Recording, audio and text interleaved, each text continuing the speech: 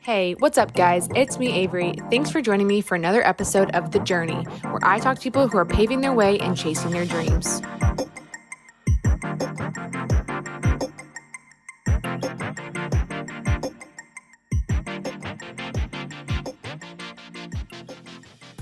Well, hello, everyone. Welcome back to this episode. With me, I have Anna Bellinghausen.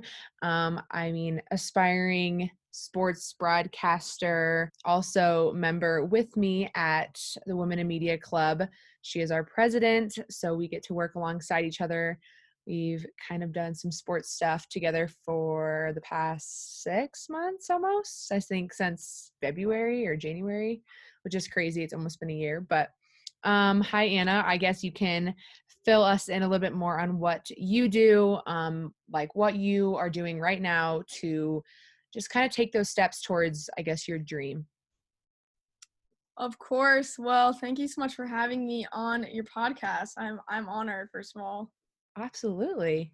So a little bit background on me. I'm a junior here at the University of Nebraska, Omaha. I'm a journalism major. Minor is communication studies. And I would say I got involved in MavRadio the summer going into my sophomore year of college.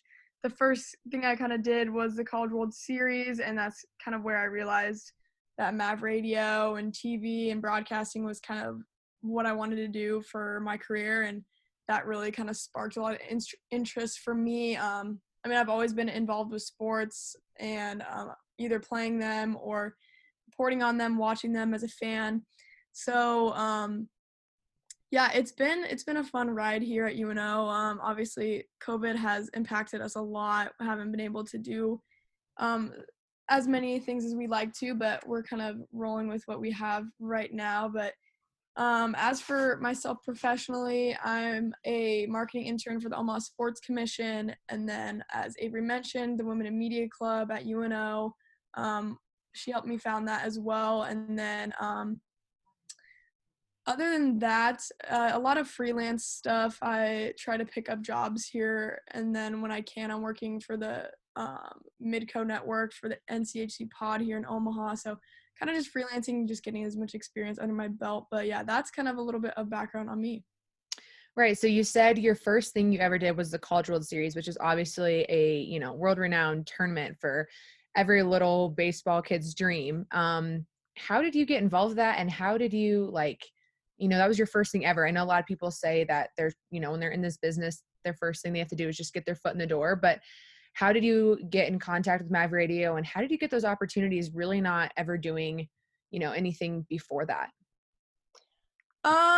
So I would say the College World Series was my first thing with MavRadio. The only thing I did before that was I worked with USA Curling. I forgot about that. I guess that's where I started technically, but that wasn't with MavRadio.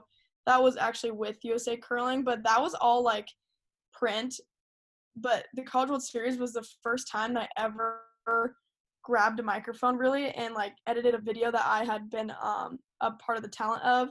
And that was like the first time I ever literally held a video camera. I had no idea what any of the buttons even were at the time. But yeah, so Jodine Brownlee kind of gave me the opportunity.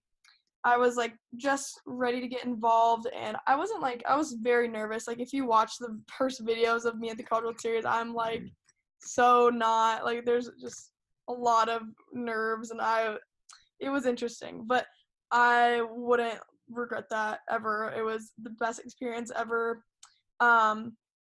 So I got a credential through MavRadio. I went along with people like Matt Kirkle, Ethan Wolbach, and Ben Helwig, and that was our main crew there. So what we do is like we'd have pregame, we do pregame videos, we do postgame videos. Obviously my favorite part was definitely getting in the locker rooms and talking to players, ranging from some of the best pitchers in college baseball to draft picks. It was just an insane experience for myself and everyone that got to come along with me. So that's how that started. And then it was long days, long nights, because we would be up till like 2 a.m. sometimes filling something in on MavRadio, like filling out a write up for the game that just happened, and we'd be rushing to the studio trying to edit things, and it was just it was a grind, and we didn't really have like much direction, which was kind of the best part about it, because I was just given a camera and a mic, and I just made up segments on the spot, or I would try to write them down before. But yeah, we were literally just given that opportunity. It was kind of like, do whatever you want with it, and that's what I love about MavRadio. It's kind of what you make of it, and that was definitely the highlight of my college career so far. Right, for sure. So obviously a little trending, theme here is you are still at this time kind of the only girl that is doing the sports stuff within Mav Radio. You just said, when you first picked up a microphone, you were with 3 other guys, not that knew all too well either. How have you gotten used to being not only that only girl, but trying to make a voice for yourself and for other girls, and just kind of trying to maneuver through a sports industry that is male dominated? And how have you found your voice, or find that confidence even when it was your first time and whatnot? Yeah, that's a great question, because that's something that, I mean, we're gonna face our entire careers. It's never gonna be more than 50% women in a room. I mean, I hope it is, but it's just sports, and it's just been uh, a thing that males have obviously been attracted to forever, and that's just how it's been in society since sports were a thing. They were the first to play it, and obviously women weren't even like allowed in locker rooms like 30 years ago, 20 years ago. It's really been a roller coaster for women in sports, and we take 2 steps forward, we take a step back all the time. um but yeah, I like to think about it, instead of saying it's a male dominated field, I like to say a male prevalent field. That's something that I was taught, and I say that because it's just a field with a lot of men in it, and that's just how it happens to be. And I think that's a good way to think about it, because I mean, I think as a woman in this field, you almost are at an advantage, because more people are looking at you and more eyes are on you, because what's so special about a guy that can talk about sports? But when you're a woman that can talk about sports, and you can do it with confidence, you can do it with integrity, you can do it well, I think that puts you at an upper hand, getting jobs in some circumstances, and it obviously you're gonna get more attention than the 10,000 other guys that are talking sports on ESPN. But I think it comes with its advantages and disadvantages, and it's just, I think it's about not really giving into that thought that you're the only woman in the room, because I can tell you plenty of times where I was in a locker room of either a professional team or a college team that I was the only woman in there, or there was like maybe 1 or 2. And another thing that I learned was like to not be intimidated by the other women in there. That's something that's easy to do, and I think that once I learned that we should all just be uplifting each other, and we just don't need that competition, because we already get it all the time from men, and just from our colleagues, so we don't need that. So I love that I get to be a driving force for women in sports so far, because I think that it's something super special that's going to be, I mean, that's going to be a staple for the rest of our lives, and we're going to make a lot more progress. I mean, having a Vanderbilt kicker be a female, just this past weekend, Sarah, I believe is her name, and like strides like that, I just love seeing that, and anything that I can do just to make another woman feel comfortable in a locker room or in the press room just makes me very happy, because I know how hard it is, and so do you, so it's helpful. Yeah, for sure. So obviously moving into the club that we had started this year, probably something that maybe has been on your mind a little bit longer than, maybe me, who has just been trying to find my way in this industry, or, Mav Radio and the university and getting reps and whatnot. So this was obviously a really important idea, and something that I think we really knew it needed to happen. And I guess you, for the longest time, like you said, you were the only girl, but now you really want to be a driving force for more women in sports. So I kind of know what the message of our club is, but for our listeners, maybe fill us in on what our driving force is as Women in Media Club UNO, and kind of what you've learned over the past few months, and like what our goals are moving forward. Yeah, this club was very important to me and obviously you as well, Avery, because it did need to happen at UNO, and we do have a lack of women leadership in that broadcasting area, and I think there's just a lot of room to grow. We do have great professors that are women, such as Jodine Brownlee, Dr. Gant, Dr. Storch, Dr. B. Like, we have a ton of great females leading the way in the communications department, but something that we do lack is more diversity in that TV area and sometimes even radio, just to get more women want to be involved. And I think a big part of that is being able to see that women are out there already doing it at UNO. And I think just having this club is like an open door for women instead of like me, it was a lot scarier for me to go into a room full of, 20 college age guys looking at you like, what are you doing in this meeting? But now that we can have several women, and also the guys in MavRadio and the TV studio are super supportive.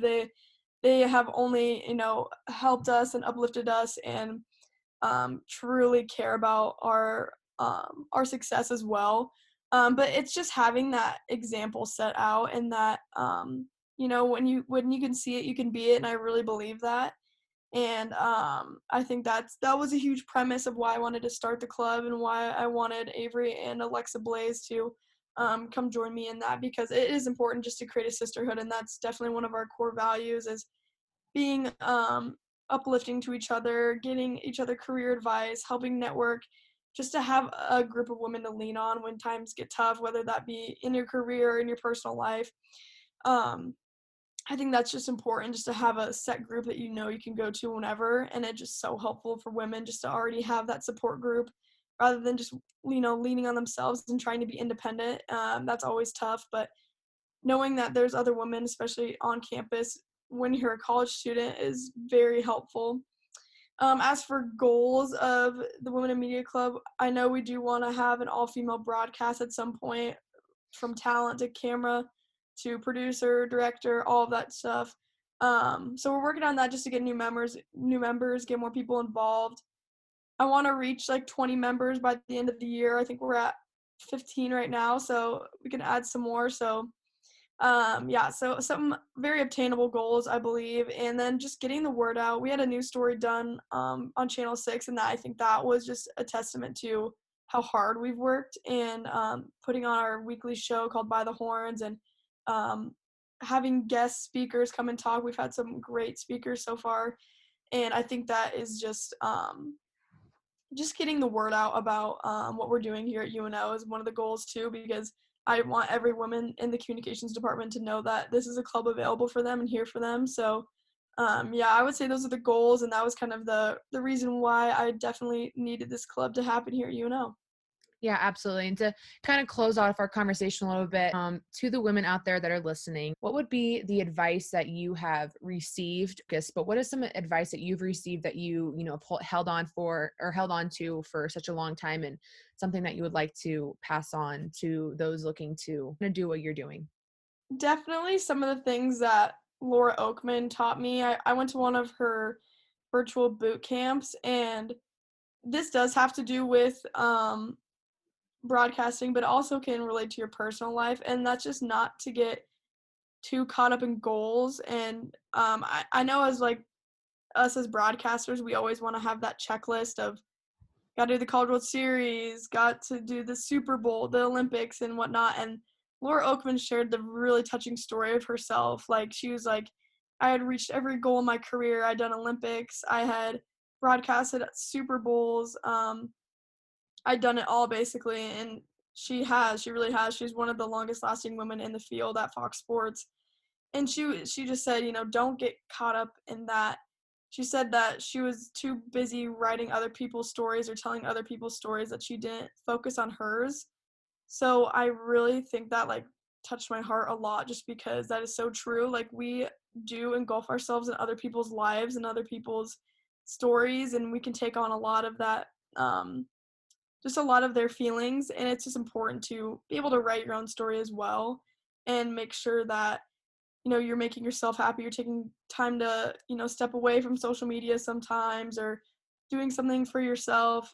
Obviously self-care is really important. So I mean, that does relate to broadcasting too. And yeah, we spend a lot of time working with other people and always in some sort of limelight that we hope to be in, on that ESPN or Fox Sports. And you get a lot of hate in this field, and that's just how it is on social media. You'll get the trolls on Twitter and whatnot, but I think it's just super important to take the time for yourself and have something beyond your career that you focus on, whether that be friends or family or really anything, another hobby, because this field's tough, and I think that we all need to hear that at some point, just to take care of yourself first sometimes. Absolutely. So, well, thank you so much for joining us. It's been so fun for me to be able to join MavRadio where, I wasn't the only, so was female that, trying to introduce myself and everything. And I always knew that you, Anna Bellinghausen, had been there and had already done it. So it was so nice to have a contact point. And I think you made a lot of great points that connect to the way that I think that I've seen way things have worked at MavRadio.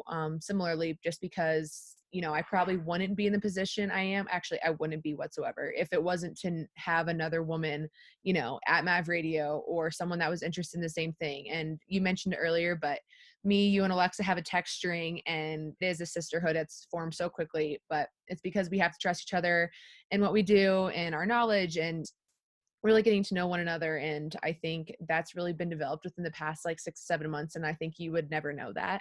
So I think you made a lot of valid points that I think it is so important that there is a community of girls, not just, at UNO, but in your next career or at other schools. So I hope other people that are listening that are wanting to, get into this field as well, also make sure that, you really do lean on the other girls and even, the guys that you mentioned in MavRadio. We don't do our show if they're not there. So it is important to lean those people and, really be able to make those connections because they'll get you where you need to be. So thank you, Anna.